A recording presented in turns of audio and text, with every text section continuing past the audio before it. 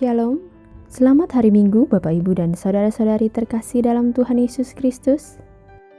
Walaupun kita hanya beribadah di rumah, mari kita tetap bersuka cita, tetap bersemangat, dan terus bersyukur bersama keluarga kita di rumah. Tapi jangan lupa untuk menjaga jarak, menggunakan masker, dan menjaga kebersihan diri agar kita tetap sehat. Sekarang, sebelum mulai ibadah, mari kita siapkan hati. Selamat beribadah bersama keluarga terkasih.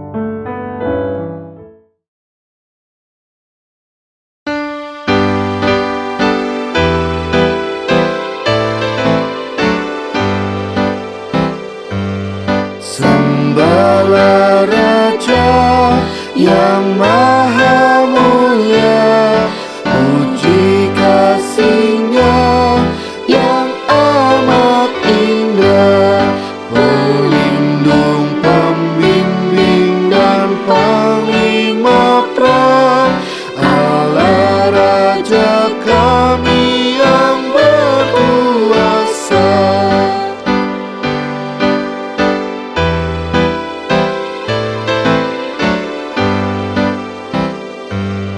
Kisahkan kuasa Allah Tuhanku, naikkan pujian dan anugerah-Nya.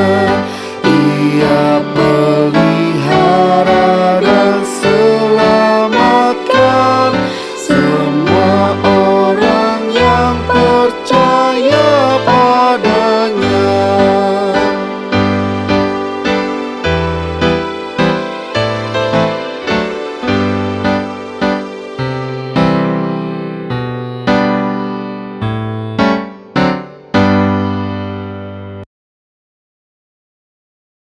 Jemaat yang dikasihi Tuhan, kita tabiskan ibadah kita pada pagi hari ini dengan percaya bahwa pertolongan kita adalah di dalam nama Tuhan yang menjadikan langit dan bumi. Kasih karunia dan damai sejahtera dari Allah Bapa dan Tuhan kita Yesus Kristus menyertai kamu. Amin.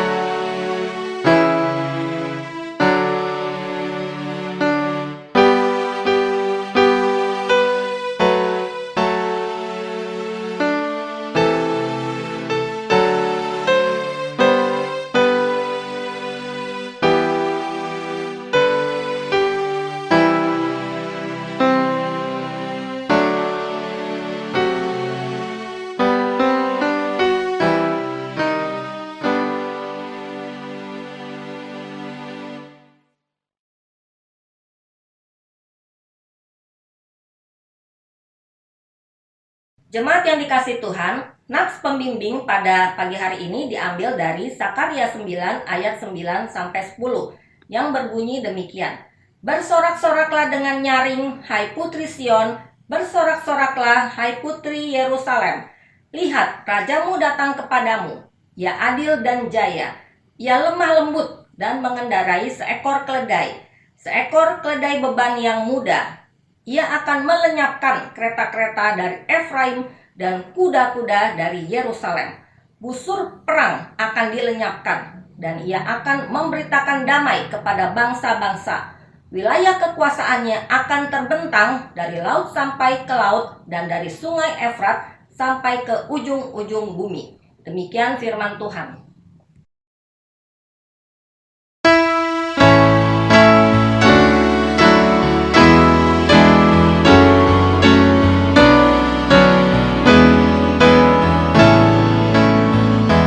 Segala kemuliaan bagimu penebus. Suara anak-anak memuji Dikau terus. Hosana Raja kami, Hosana anak Kau, utusan Tuhan Allah, mubaraklah Engkau.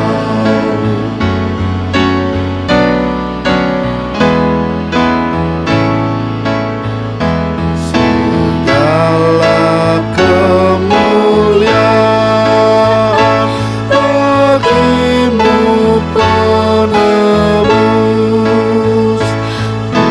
Suara anak-anak memuji Dikau terus. Malaikat dalam surga memuji nama-Mu. Segala yang tercipta menyambut kuasa-Mu.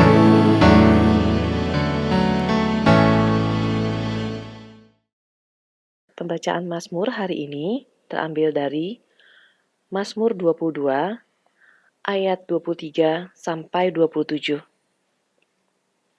Aku akan memasyurkan nama-Mu kepada saudara-saudaraku dan memuji-muji Engkau di tengah-tengah jemaah. Kamu yang takut akan Tuhan, pujilah Dia. Hai segenap anak cucu Yakub, muliakanlah Dia. Dan gentarlah terhadap Dia, hai segenap anak cucu Israel. Sebab Ia tidak memandang hina ataupun merasa jijik kesengsaraan orang yang tertindas, dan Ia tidak menyembunyikan wajahnya kepada orang itu. Dan Ia mendengar ketika orang itu berteriak minta tolong kepadanya. Karena Engkau aku memuji-muji dalam jemaah yang besar. Nazarku akan kubayar di depan mereka yang takut akan Dia. Orang yang rendah hati akan makan dan kenyang. Orang yang mencari Tuhan akan memuji-muji Dia. Biarlah hatimu hidup untuk selama-lamanya.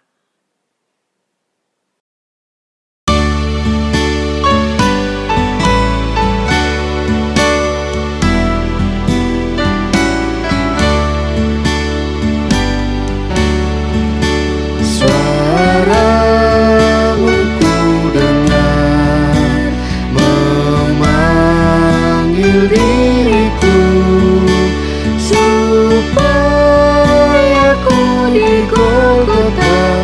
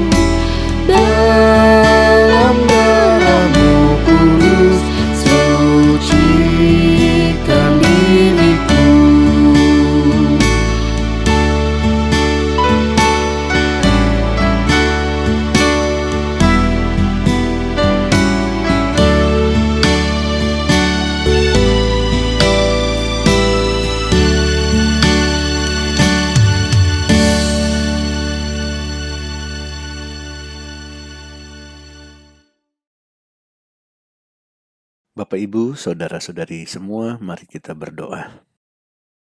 Kami datang ke hadirat-Mu ya Tuhan, untuk menaikkan syukur kami. Kami bersyukur dan berterima kasih kepada-Mu ya Yesus, Tuhan dan Raja kami, untuk semua anugerah yang sudah Engkau berikan. Di dalam kehidupan kami, jelas kami rasakan bahwa Engkau selalu ada menyertai kami, menguatkan kami. Engkau memberitakan damai bagi seluruh bangsa-bangsa. Terima kasih ya Tuhan, terima kasih. Di tengah-tengah ucapan syukur kami ini, kami tertunduk malu di hadapan-Mu karena pemberontakan kami ya Tuhan. Karena kedegilan hati kami, begitu banyak dosa dan pelanggaran kami terhadap-Mu ya Tuhan. Kami sering melalaikan tugas dan panggilan kami. Kami sering melanggar ketetapan-ketetapan-Mu ya Bapa. Saat kami tidak mengasihi keluarga kami, saat kami tidak mengasihi sesama kami, kami tahu Engkau sangat berduka karena hal-hal ini ya Tuhan. Untuk itu ya Bapa, kami memohon kepadamu, ampunilah kami, basuhlah kami dengan darah-Mu yang kudus, yang tercurah di Golgota, agar kami kudus dan suci di dalam-Mu.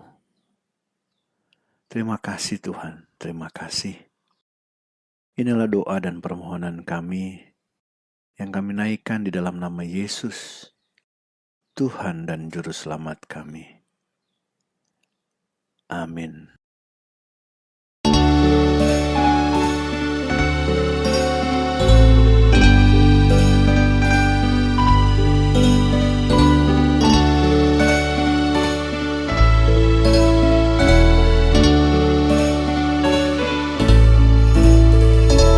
Bersabdalah ya Yesus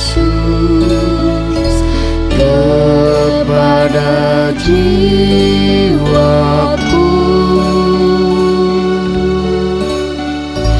Bersabdalah ya Yesus,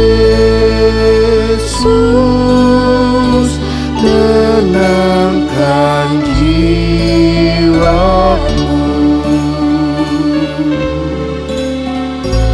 Bersabdalah, oh bersabdalah, inilah doaku.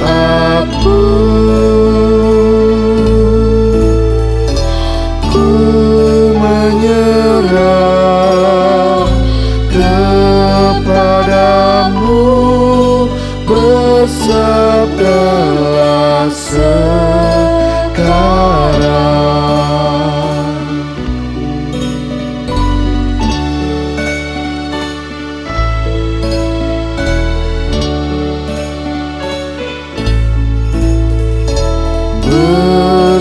Bersabdalah ya Yesus, sucikan hatiku. Bersabdalah ya Yesus, tolonglah hamba-Mu. Bersabdalah, oh bersabdalah, inilah doaku.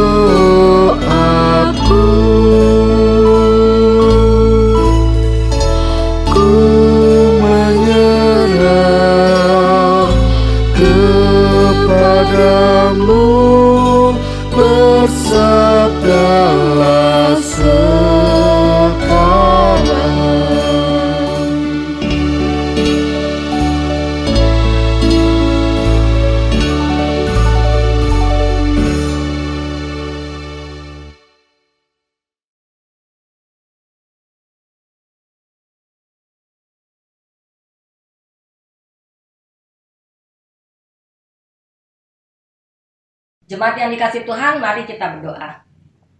Bapa yang di surga, saat ini kami datang ke hadirat Tuhan, kami menyiapkan hati kami untuk kami menerima firman Tuhan. Tolonglah kami yang punya banyak keterbatasan, banyak sekali hal-hal yang kami tidak mengerti akan firman Tuhan. Untuk itu biarlah Tuhan tolong kami, supaya kami bisa memahaminya, dan dengan penuh kerendahan hati kami juga menerima dan mau melakukan firman Tuhan. Tolong ke hamba-Mu yang juga punya banyak keterbatasan ini supaya bisa memberitakan firman-Mu sesuai dengan kehendak Tuhan. Dalam nama Tuhan Yesus kami sudah berdoa. Amin. Pembacaan kitab Markus pasal 14 ayat 32 sampai dengan 42 di Taman Getsemani. Lalu sampailah Yesus dan murid-muridnya ke suatu tempat yang bernama Getsemani. Kata Yesus kepada murid-muridnya, "Duduklah di sini, sementara aku berdoa." Dan ia membawa Petrus, Yakobus dan Yohanes sertanya. Ia sangat takut dan gentar. Lalu katanya kepada mereka, "Hatiku sangat sedih, seperti mau mati rasanya. Tinggallah di sini dan berjaga-jagalah." Ia maju sedikit, merebahkan diri ke tanah, dan berdoa supaya sekiranya mungkin saat itu lalu daripadanya. Katanya, "Ya Aba, ya Bapa, tidak ada yang mustahil bagimu. Ambillah cawan ini daripadaku. Tetapi janganlah apa yang aku kehendaki, melainkan apa yang Engkau kehendaki." Setelah itu ia datang kembali dan mendapati ketiganya sedang tidur. Dan ia berkata kepada Petrus, "Simon, sedang tidurkah engkau? Tidakkah engkau sanggup berjaga-jaga 1 jam? Berjaga-jagalah dan berdoalah, supaya kamu jangan jatuh ke dalam pencobaan. Roh memang penurut, tetapi daging lemah." Lalu ia pergi lagi dan mengucapkan doa yang itu juga. Dan ketika ia kembali pula, ia mendapati mereka sedang tidur, sebab mata mereka sudah berat, dan mereka tidak tahu jawab apa yang harus mereka berikan kepadanya. Kemudian ia kembali untuk ketiga kalinya dan berkata kepada mereka, "Tidurlah sekarang dan istirahatlah. Cukuplah, saatnya sudah tiba. Lihat, Anak Manusia diserahkan ke tangan orang-orang berdosa. Bangunlah, marilah kita pergi. Dia yang menyerahkan aku sudah dekat." Jemaat yang dikasih Tuhan, demikian tadi sudah dibacakan firman Tuhan. Tuhan Yesus berkata, yang berbahagia ialah mereka yang mendengarkan firman Tuhan dan yang memeliharanya. Haleluya.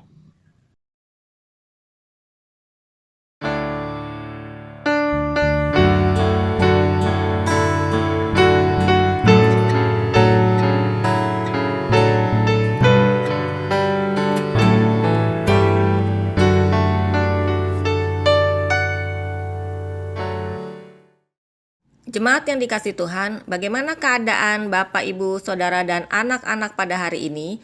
Semoga Tuhan tetap memberi kita sukacita dan damai sejahteranya yang melampaui segala akal.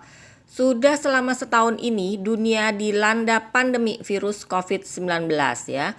Kesehatan menjadi harta yang berharga sekali bagi kita semua. Kita berusaha menjaganya dengan sebaik-baiknya. Hari ini tema kita adalah berjaga dan berdoa. Berjaga dan berdoa itu maksudnya apa ya? Berjaga dari apa? Kondisi seperti apa kita dianggap berjaga-jaga atau sebaliknya tidak berjaga-jaga? Seperti yang kita sudah baca dari Markus 14 ayat 32 sampai 42, diceritakan mengenai pergumulan dan doa Yesus di Taman Getsemani. Peristiwa ini merupakan peristiwa yang sangat penting di dalam rangkaian dari Paskah. Taman Getsemani itu sendiri terletak di kaki Bukit Zaitun. Di sini Yesus mengungkapkan apa yang ada di dalam hatinya dengan jujur sekali pada murid-muridnya. Di taman ini memang terjadi pergumulan Yesus yang sangat-sangat berat. Semua kitab Injil sinoptik yaitu Matius, Markus, Lukas mencatat peristiwa doa Yesus di Taman Getsemani. Sedangkan Injil Yohanes tidak menceritakan secara detail tentang doa Yesus karena tampaknya dia lebih menyoroti pengkhianatan Yudas. Yesus rupanya sudah sering berdoa di taman itu, maka pada malam sebelum ia ditangkap setelah mereka mengadakan makan malam bersama, dia mengajak 11 muridnya ke sana, pasti untuk berdoa. Lalu yang 8 orang disuruh tinggal di luar taman dan yang 3 orang dibawa masuk ke dalamnya, yaitu Petrus, Yakobus, dan Yohanes. Mengapa muridnya cuma 11? Karena Yudas sudah pergi pada saat mereka makan malam terakhir. Markus mencatat bahwa Yesus sangat takut dan gentar. Perasaan ini bukan perasaan biasa. Jadi sebenarnya sulit untuk digambarkan atau dijelaskan dengan kata-kata. Dalam bahasa Yunani, ektambestai kai ademonein, artinya sebuah tingkat ketakutan dan penderitaan yang luar biasa yang tidak ada batasnya. Yesus sendiri berkata, hatiku sangat sedih, seperti mau mati saja rasanya. Tinggallah di sini dan berjaga-jagalah, begitu katanya pada para murid. Pengakuan yang sangat jujur dan terbuka dari anak Allah. Alkitab juga tidak ragu-ragu mengatakan bahwa Yesus sangat takut dan gentar. Apa pendapat kita ketika membaca bagian ini? Apakah kita berpikir bahwa Yesus tuh lemah tuh, kurang beriman pada Bapa di sorga? Seharusnya Yesus tuh bisa lebih kuat karena dia kan anak Allah. Kita orang Kristen seringkali takut menceritakan perasaan-perasaan kita dengan jujur dan terbuka karena khawatir dengan respon orang lain. Seringkali orang Kristen terlalu rohani sehingga terkesan tidak mengizinkan orang merasa sedih, berduka atau takut dan perasaan-perasaan negatif lainnya. Atau kita sendiri tidak mengizinkan diri kita merasakan dan mengakui perasaan-perasaan seperti itu. Pada saat orang lain cerita ke kita dia takut dan khawatir, kita seringkali berkata, jangan takut dong, jangan khawatir, kamu harus beriman. Padahal orang takut dan khawatir bukan berarti selalu dia kurang beriman. Itu hanyalah perasaannya. Orang butuh waktu juga ya untuk dapat memahami dan mengerti mengapa dia merasa begitu, apa sebabnya. Lalu juga butuh waktu untuk mengatasinya. Biarkan dia berkata dengan jujur dan kita hargai kejujuran dan keberaniannya mengakui perasaan-perasaan itu. Jika di tengah perasaan takut dan khawatir ia juga mengaku kurang beriman, maka kita pun tidak perlu menghakimi dan menyalahkannya. Itu sama sekali bukan tugas kita. Kita justru menghargai keberanian dia mengaku bahwa dia kurang beriman. Kita bisa mendukung dia dalam doa supaya Tuhan menolong dia, atau bersama-sama berdoa dengan dia. Jika perasaan negatif sering ditekan dalam diri kita karena kita tidak berani mengakui dan juga membicarakannya, justru dapat berakibat tidak baik, tidak sehat dan merusak jiwa kita. Akhirnya lama-kelamaan orang bisa depresi dan bahkan timbul keinginan bunuh diri.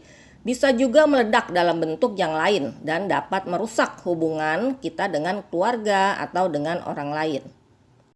Jemaat yang dikasihi Tuhan, apa yang Yesus takutkan dan membuatnya gentar sehingga dia sampai membawa 3 muridnya untuk menemaninya? Apakah dia sedang membayangkan paku-paku yang tajam yang akan ditancapkan ke kaki dan tangannya? Atau apakah dia takut menghadapi kebencian orang-orang yang menuduhnya dan kemudian menangkapnya tanpa alasan dan tanpa bukti? Bukan sakit fisik yang menyebabkan Yesus takut dan gentar. Ia juga bukan pribadi yang lemah atau yang cengeng. Yang ia alami adalah penderitaan batin atau penderitaan rohani yang sangat-sangat berat. Tidak ada seorang manusia pun yang bisa memahaminya karena tidak ada manusia yang pernah mengalaminya dan tidak akan pernah ada yang mengalami seperti itu. Makanya kita manusia tidak ada yang bisa benar-benar mengerti bagaimana beratnya beban yang harus dia tanggung. Tapi dari apa yang dipaparkan oleh Alkitab, kita dapat membayangkan memang penderitaan yang harus dia tanggung sangat berat. Dia yang tidak berdosa dibuat menjadi berdosa karena harus menanggung dosa-dosa semua manusia yang percaya. Dia harus mengalami hukuman karena dosa kita, Upah dosa ialah maut. Itulah yang dia alami, yaitu merasakan sengat maut supaya kita tidak mengalaminya. Itulah cawan yang harus Yesus minum. Cawan itu sebagai simbol dari penderitaan yang harus dia alami. Dia sangat ketakutan pada saat itu sehingga Allah Bapa mengirim malaikat dari sorga untuk memberinya kekuatan. Selain itu, Yesus juga merasakan godaan dan pencobaan dari kuasa-kuasa kegelapan semakin kuat. Selama Yesus melayani, pasti dia sering sekali mengalami serangan kuasa gelap yang ingin mengganggu dan menghalangi orang bertobat. Tetapi di Taman Getsemani ini tampaknya kuasa-kuasa kegelapan tersebut menyerang dengan sangat kuat. Dan ini memang sebuah peperangan rohani yang berat. Ini bukan perkara main-main. Saya mengutip adegan di dalam The Passion of the Christ, sebuah film yang kebanyakan kita tentunya sudah menonton. Di film itu, waktu ada adegan Yesus sedang berdoa di Taman Getsemani, datang seekor ular. Di Alkitab memang tidak disebut ada ular di sana.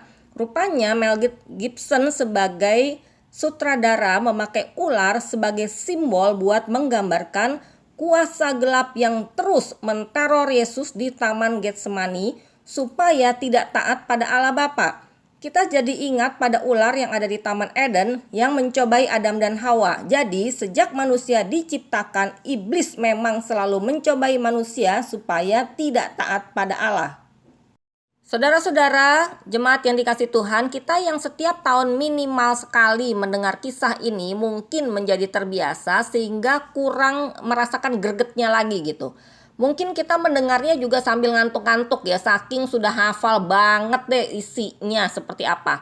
Maafkan juga ya jika kami sebagai pelayan Tuhan mungkin juga kurang mampu ya menyampaikan berita tersebut dengan baik dan kurang menarik juga sehingga jemaat pun jadi ngantuk-ngantuk ya. Akhirnya jemaat kurang dapat menghayati bagaimana pergumulan Tuhan kita di Taman Getsemani. Padahal apa yang dia lakukan itu berkaitan dengan nasib kita. Yesus sedang memperjuangkan hidup kita supaya diselamatkan dari sengat maut. Tapi pada kesempatan hari ini kita mau benar-benar menghayati pergumulan Tuhan kita di Taman Getsemani sehingga kita juga semakin bisa menghayati betapa dahsyatnya dosa kita itu dan juga betapa kerusakan yang diakibatkan oleh dosa. Sehingga Alkitab menggambarkan upah dosa ialah maut. Dosa bisa membawa kita masuk ke api neraka di mana yang ada hanyalah tangis dan ketak gigi. Dan yang lebih menakutkan adalah tidak ada Allah di neraka sana. Jadi benar-benar terpisah dari Allah. Itu adalah sebuah kegelapan yang sangat gelap, sebuah penderitaan yang sangat berat dan penderitaan yang tidak bisa terbayangkan jika kita terpisah benar-benar dari Allah. Jemaat yang dikasih Tuhan, kita sering jengkel waktu membaca cerita ini ya, bahwa wah kok para murid tidur bukannya berdoa ya bareng-bareng menemani Yesus. Di dalam Lukas 22 ayat 45 digambarkan bahwa mereka tertidur karena duka cita. Jadi bukan sekedar mereka tuh capek fisik begitu ya, tapi duka cita. Baru saja mereka diberitahu oleh Yesus, guru yang sangat mereka kasihi, bahwa sebentar lagi ia akan ditangkap dan mulailah penderitaan yang harus ia alami. Sebelumnya juga Yesus sudah 4 kali memberitahu mereka tentang kejadian tersebut dan kini tibalah saatnya. Yesus akan menjadi korban Paskah yang sebenarnya, yang sejati untuk menebus dosa-dosa manusia. Paskah yang saat itu dirayakan oleh orang Yahudi adalah untuk memperingati keluarnya orang Israel dari perbudakan di tanah Mesir. Tapi nanti Yesus akan menjadi korban Paskah yang sebenarnya untuk membebaskan manusia dari perbudakan yang lebih dahsyat, yaitu perbudakan dari dosa. Karena jika manusia tidak dibebaskan, tidak dimerdekakan, pasti manusia itu dihukum di neraka. Jadi jemaat sekalian, kita bisa membayangkan suasana pada saat itu. Tentunya ada suasana tegang yang juga dirasakan oleh para murid. Tampaknya mereka tertidur bukan sekedar karena capek fisik atau karena meremehkan berdoa. Tetapi mereka itu sangat tertekan dan berduka karena waktu Tuhan sudah tiba untuk menjalani penderitaan. Jadi situasinya kita bisa rasakan tuh sangat emosional. Bayangkan saja begini, jika ada anggota keluarga kita yang kita tahu sebentar lagi nih akan ditangkap dan dipenjara, lalu akan dihukum mati, padahal dia tidak salah apa-apa. Dan kita tahu hal itu tidak bisa dielakkan, dan kita juga tahu bahwa dia melakukan semua itu sebagai pengganti supaya seluruh keluarga tidak dihukum. Nah, bagaimana perasaan kita? Pasti bercampur baur perasaan macam-macam ya, ada duka, perasaan tertekan dan kesusahan yang sangat besar di hati seluruh keluarga. Jemaat yang dikasihi Tuhan, pada ayat 37 disebut bahwa Tuhan Yesus datang kembali dan mendapati ketiganya sedang tidur. Dan ia berkata pada Petrus yang disebut juga Simon, "Simon, sedang tidurkah engkau? Tidakkah engkau sanggup berjaga-jaga 1 jam? Berjaga-jagalah dan berdoalah supaya kamu jangan jatuh ke dalam pencobaan. Roh memang penurut tetapi daging lemah." Kalau di Matius ditulis 3 kali Yesus bolak-balik ke mereka dan mendapati mereka sedang tidur. Saya pikir firman Tuhan yang mengajarkan kita untuk berjaga-jaga dan berdoa sudah sering kita dengar dan kita tahu. Tapi arti berjaga-jaga itu yang sering membingungkan kita. Berjaga-jaga itu konkretnya apa sih? Tentu saja artinya bukan kita bangun terus ya dan tidak pernah tidur, atau kita berdoa terus siang malam dan tidak beraktivitas ya. Bukan seperti itu. Jadi kondisi seperti apa yang disebut berjaga-jaga dan kondisi apa yang disebut kita tidak berjaga-jaga? Waktu Yesus sedang menghadapi pergumulan yang sangat berat, dia perlu waktu khusus berdoa. Dia juga mengajak murid-muridnya untuk sama-sama berdoa supaya mereka juga dapat tahan menghadapi pencobaan. Karena sebagai murid Tuhan, mereka pun akan menghadapi juga cobaan dan serangan dari si jahat. Jika tidak serius berdoa, iman mereka bisa lemah. Seperti Petrus yang sebelumnya mengatakan rela mati buat Tuhan, tapi belum lama Yesus ditangkap, dia sudah menyangkal Yesus. Lalu murid-murid yang lain juga lari ketakutan. Setelah Yesus mati di kayu salib, mereka sempat kembali menangkap ikan seperti pekerjaan mereka dulu sebelum dipanggil untuk ikut Tuhan Yesus. Mereka seakan-akan melupakan apa yang Tuhan Yesus sudah ajarkan dan beritahukan pada mereka. Yudas sendiri juga sudah digoda oleh iblis dan dia kalah. Jadi maksudnya ketika kita sedang menghadapi masalah apapun atau penderitaan dalam macam-macam bentuknya, berdoalah, datanglah pada Allah dengan sungguh-sungguh. Jadi jangan diam saja tidak berdoa atau menganggap doa tidak penting, atau berdoa asal saja tapi dalam hati tidak percaya.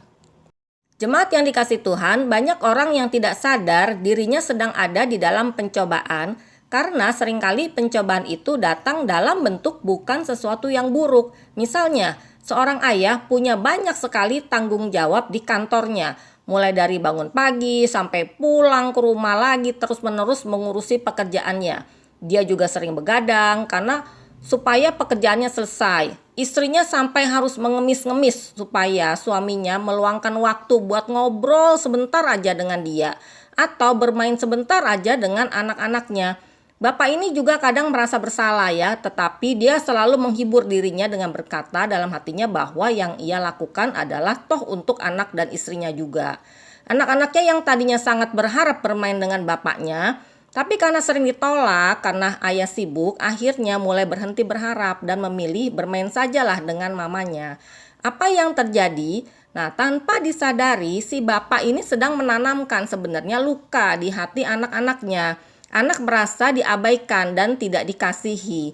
Ini dampaknya buruk sekali bagi perkembangan jiwa anak. Bahkan bisa saja istrinya jadi tergoda juga untuk berselingkuh dengan pria lain yang dilihat lebih perhatian. Inilah cara iblis untuk menghancurkan keluarga-keluarga Kristen, yaitu dengan memberi mereka kesibukan, bahkan termasuk sibuk pelayanan, supaya mereka mengabaikan tugas utama mereka, yaitu mengasihi dan membina keakraban dengan keluarga. Berjaga-jaga itu artinya waspada. Jika kita waspada atau berjaga-jaga dan berdoa, maka kita dapat lebih peka terhadap godaan dan pencobaan dari si jahat dan juga bisa menang atasnya. Di ayat 38, Tuhan Yesus dengan jelas mendorong kita untuk berjaga dan berdoa. Berjaga-jagalah dan berdoalah supaya kamu jangan jatuh ke dalam pencobaan. Roh memang penurut tetapi daging lemah. Dari ayat ini ada dua hal mengapa perlu berjaga dan berdoa. Yang pertama, supaya kita dapat menang melawan godaan dan pencobaan. Yang kedua, karena roh kita memang penurut tetapi daging lemah. Maksudnya kita seringkali ingin taat dan melakukan firman Tuhan, jadi roh kita penurut, tapi kenyataannya tidak selalu bisa. Karena kita kalah oleh hawa nafsu kita dan oleh kelelahan fisik atau kelelahan emosi kita. Jadi daging memang lemah karena sudah jatuh ke dalam dosa. Jadi meskipun Tuhan Yesus sudah menebus dosa kita dan kita menjadi manusia baru, tapi pengaruh kedagingan kita ini tidak otomatis hilang dan kita taat terus setiap saat pada Tuhan. Itu sebabnya kita harus melatih diri kita ini terus-menerus supaya taat dan tunduk pada Tuhan. Menurut tafsiran Alkitab masa kini, Yesus mengetahui sepenuhnya bahwa kemenangan terhadap penggodaan hanya dapat diperoleh dengan kewaspadaan dan doa. Bagaimana sebaiknya kita berdoa? Yesus memberi contoh berdoa yang benar. Di ayat 36 ditulis, "Ya Aba, ya Bapa, tidak ada yang mustahil bagimu. Ambillah cawan ini daripadaku, tetapi janganlah apa yang aku kehendaki, melainkan apa yang engkau kehendaki." Ia menyatakan dengan jujur perasaannya, yaitu takut dan gentar seperti mau mati rasanya. Di dalam doanya ia memuji kemahakuasaan Allah Bapa, kemudian minta dilepaskan dari penderitaan. Setelah menyatakan permohonannya itu, ia lalu berserah pada kehendak Bapa. Keputusan terakhir di tangan Bapa dan ia mentaatinya. Jadi Bapa tidak menghilangkan penderitaan dari Yesus, melainkan memberinya kekuatan. Ditandai dengan datang malaikat untuk menguatkan Yesus. Demikianlah sikap yang benar dari anak-anak Tuhan ketika menghadapi kesusahan dan penderitaan. Tuhan Yesus memberikan contoh pada kita. Dan itu juga yang dilakukan Bapa pada kita, yaitu memberi kekuatan pada kita. Kekuatan yang Allah berikan pada kita itu luar biasa. Selain menguatkan kita untuk menghadapi penderitaan, juga dapat membentuk kita menjadi pribadi yang tangguh. Barbara Johnson di dalam buku Embun Bagi Jiwa menulis ilustrasi begini. Sepotong besi seharga $2,5 atau Rp35.000 dapat ditempa menjadi ladam kuda, harganya jadi puluhan ribu rupiah. Jika sudah dibuat mata pisau lipat, harganya lebih mahal lagi. Jika sudah menjadi pegas untuk jam tangan bermerek, harganya bisa puluhan juta rupiah, bahkan ratusan juta. Berat sekali pengujian melalui api yang harus dilalui oleh potongan besi tersebut agar dapat menjadi berharga. Semakin banyak besi itu diolah, dipalu, serta dipanaskan, dipukul, ditempa, dan dipoles, maka semakin tinggi nilainya. Itulah nilai penderitaan yang membentuk kita menjadi semakin tangguh dan hidup kita semakin berharga. Jemaat yang dikasihi Tuhan, disadari atau tidak, kita sering mengalami peperangan rohani melawan kuasa-kuasa dari iblis dan anak buahnya yang selalu menggoda dan mencobai anak-anak Tuhan supaya jatuh ke dalam dosa, supaya melawan Tuhan dan akhirnya mengingkari imannya pada Tuhan. Kapan kondisi kita disebut tidak berjaga-jaga? Orang Kristen yang tidak berjaga-jaga bisa terjadi pada saat kita begitu dikuasai oleh masalah dan kesulitan hidup sehingga emosi kita menjadi lelah dan rohani kita juga lelah dan akhirnya berhenti berdoa dan berharap pada Tuhan. Atau kita memang orang yang acuh tak acuh terhadap kebenaran firman, menganggap hal-hal rohani tidak penting dan sibuk mengejar ambisinya saja. Jika Tuhan minta kita selalu waspada, berjaga dan berdoa, bukan berarti hidup kita jadi tegang terus, jadi takut ini, takut itu. Jangan-jangan nanti kita jatuh ke dalam dosa. Akhirnya kita merasa sebagai orang Kristen yang taat kok nggak happy ya. Nah, tentu saja bukan seperti itu. Hati kita memang harus waspada, berjaga-jaga, dan kita tekun berdoa, tetapi kita tetap bisa melakukan itu dengan sikap yang rileks, yang tidak tegang, tetap gembira, dan enjoy melakukan aktivitas sehari-hari. Karena bersama Tuhan, kita bisa mendapatkan kesukacitaan dan ketenangan yang sebenarnya. Bapak, Ibu, Saudara, dan anak-anak yang dikasihi Tuhan, sebentar lagi kita akan memperingati Hari Jumat Agung dan Paskah. Kemenangan Tuhan kita Yesus Kristus yang sebenarnya adalah ketika ia berdoa di Taman Getsemane. Setelah itu dia melangkah dengan mantap ke atas kayu salib. Hari ini dia kembali berkata pada kita seperti yang pernah ia katakan pada murid-muridnya. Berjaga-jagalah dan berdoalah, supaya kamu jangan jatuh ke dalam pencobaan. Roh memang penurut, tetapi daging lemah. Demikian firman Tuhan. Amin.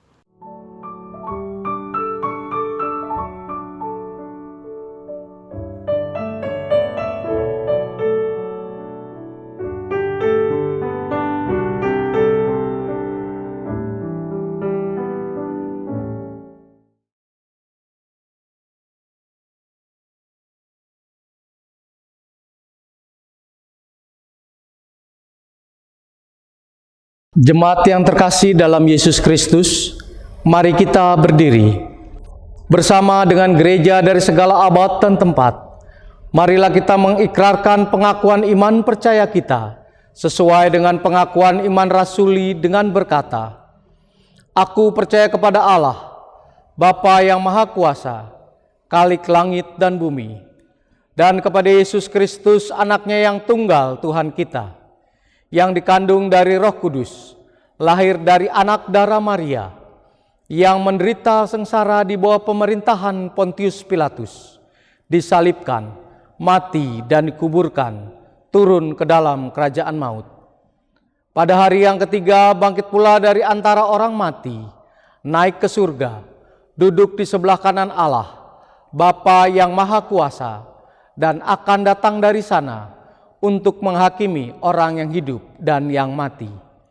Aku percaya kepada Roh Kudus, gereja yang kudus dan am, persekutuan orang kudus, pengampunan dosa, kebangkitan orang mati, dan hidup yang kekal. Amin. Bapak, Ibu, Saudara, dan anak-anak, mari bersatu hati menaikkan doa syafaat. Marilah kita berdoa. Allah kami yang bertahta di dalam kerajaan surga, Allah di dalam Yesus Kristus Tuhan. Segala puji, hormat, dan syukur kami naikkan kepadamu ya Allah. Engkau begitu setia memelihara, melindungi, dan memberkati kami. Kami bersyukur dalam ibadah Minggu Palmarum hari ini, Engkau berkenan mengaruniakan berkat ibadah dan berkat persekutuan keluarga. Terpujilah Engkau ya Allah. Kami mohon kiranya Engkau berkenan memberkati umat-Mu Gereja Kristus Kebayoran Lama dalam menyambut ibadah Jumat Agung pada 2 April 2021 yang dirangkai dengan sakramen perjamuan kudus. Demikian pun dengan pelaksanaan ibadah Paskah Minggu 4 April 2021 yang dirangkai dengan pelantikan BP bagian-bagian dan BP sektor-sektor. Kiranya umat-Mu dapat mempersiapkan diri dan Allah mengurapi hamba-Mu, Bapak Pendeta Emeritus Diogenes Takalepeta MDiv yang akan melayaninya. Kami pun bersyukur ya Allah, Engkau sudah memimpin dan memberkati ibadah dan acara emeritus hamba-Mu Bapak Pendeta Diogenes Takalepeta MDiv pada hari Senin 22 Maret 2021 sudah berjalan dengan baik, lancar, serta penuh damai sejahtera-Mu ya Allah. Juga kami bersyukur ya Allah, Engkau telah memanggil, memilih, dan menetapkan saudara kami untuk duduk di BP bagian-bagian dan BP sektor-sektor untuk periode 2021-2024. Kiranya mereka melakukan tugas pelayanan dengan penuh penyerahan diri kepadamu ya Allah. Ya Allah, kami mohon anugerah kesembuhan bagi saudara-saudara kami yang masih positif COVID-19. Juga saudara-saudara kami yang masih sakit karena berbagai penyakit lainnya. Kami memohon ya Allah, karuniakanlah perlindungan dan berkat-Mu bagi anak-anak sekolah minggu, remaja, pemuda, bahkan jemaat lansia dalam hidup keseharian mereka masing-masing.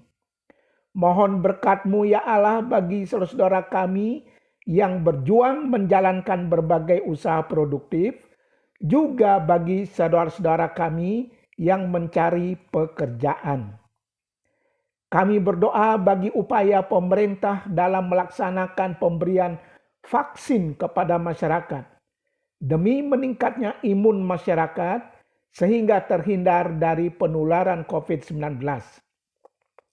Betapa rindunya kami, ya Allah, negara kami bebas dari COVID-19, sehingga kami kembali dapat menikmati kehidupan yang normal. Akhirnya kami mohon berkat dan urapan-Mu, ya Allah, bagi hamba-hamba-Mu, tim ibadah dan para aktivis dalam mempersiapkan ibadah yang masih harus dilakukan secara online. Inilah doa kami, ya Allah, yang kami mohon di dalam Yesus Kristus yang mengajarkan kami berdoa. Bapa kami yang di surga, dikuduskanlah nama-Mu, datanglah kerajaan-Mu, jadilah kehendak-Mu di bumi seperti di surga. Berikanlah kami pada hari ini makanan kami yang secukupnya, dan ampunilah kami akan kesalahan kami, seperti kami juga mengampuni orang yang bersalah kepada kami. Dan janganlah membawa kami ke dalam pencobaan, tetapi lepaskanlah kami daripada yang jahat, karena Engkaulah yang mempunyai kerajaan dan kuasa dan kemuliaan sampai selama-lamanya. Amin.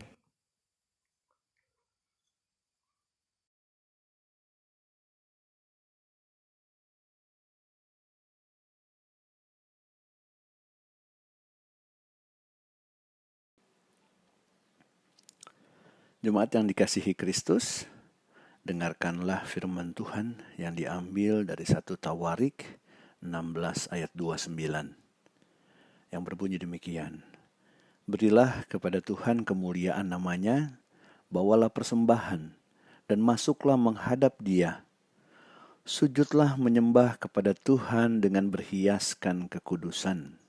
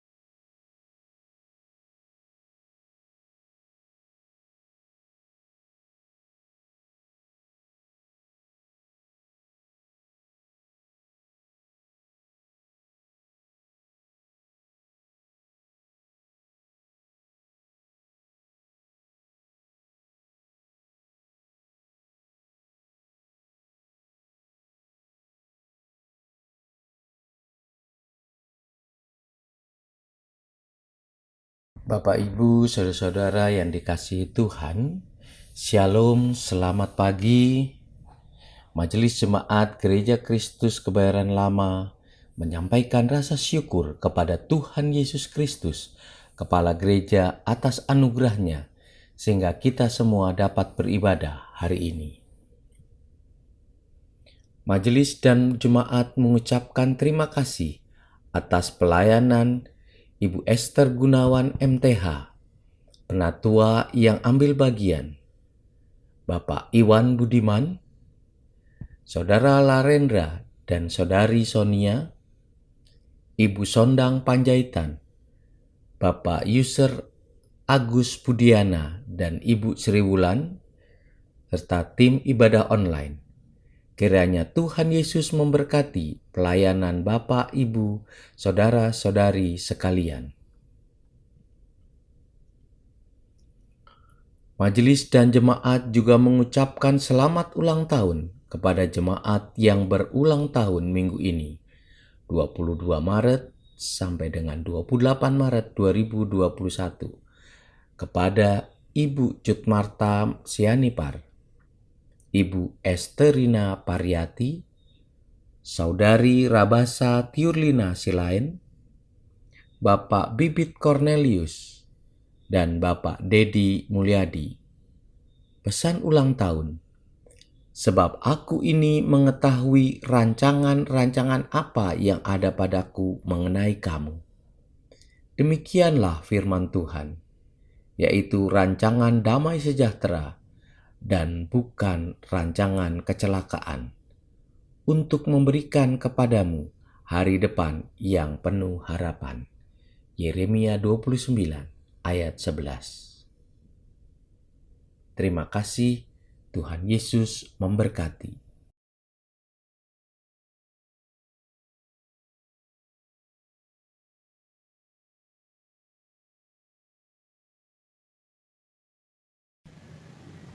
Jemaat sekalian, pulanglah dengan sukacita dan damai sejahtera.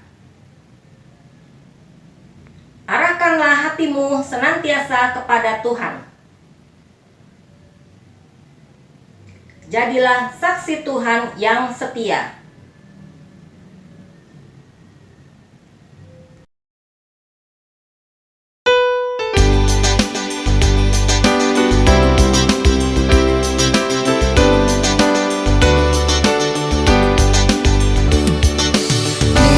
Ingat akan nama Yesus, kau yang susah tertekan. Nama itu menghiburmu, kemanapun kau pergi.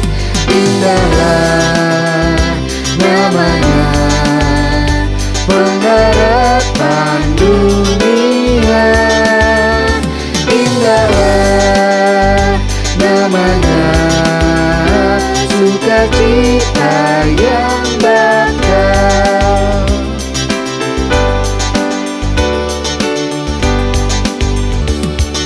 Bawa nama Tuhan Yesus sebagai perisaimu. Bila datang pencobaan, berdoalah padanya. Indahlah namanya, pengharapan dunia. Indahlah namanya, sukacita yang bakal.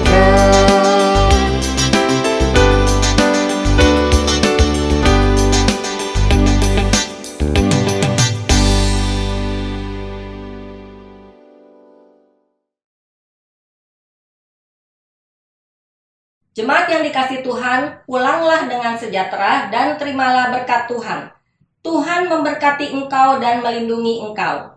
Tuhan menyinari engkau dengan wajah-Nya dan memberi engkau kasih karunia. Tuhan menghadapkan wajah-Nya kepadamu dan memberi engkau damai sejahtera. Amin.